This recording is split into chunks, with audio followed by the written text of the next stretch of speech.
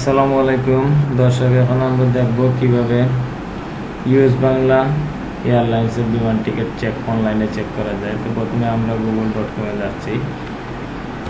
google.com-এ গিয়ে আমরা US Bangla air লিখে যখন দিব, ঠিক তখনই প্রথমে এই যে ইউএস বাংলা এয়ারলাইন্সের সাইটটি আসবে। আমরা এখানে ক্লিক করব।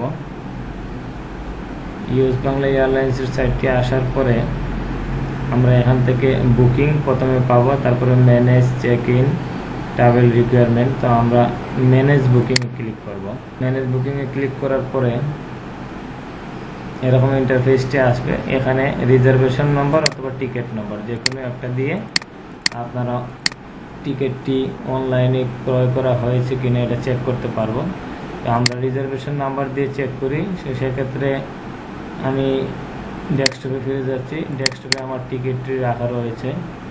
এই টিকিটটি আমরা স্টার ট্রাভেলস সিলেট থেকে ক্রয় করেছি। তো এখানে হচ্ছে এই যে এয়ারলাইন্স রেফারেন্স, এই রেফারেন্স থেকে এই রিজার্ভেশন নম্বরটি আমরা নিব, কপি করে নিয়ে আমরা এই যে রিজার্ভেশন কোড এখানে পেস্ট করে দিচ্ছি। দেওয়ার পরে টিকিটের যাত্রীর লাস্ট নেম যেটি রয়েছে, সেই লাস্ট নেমটি রয়েছে আহমদ।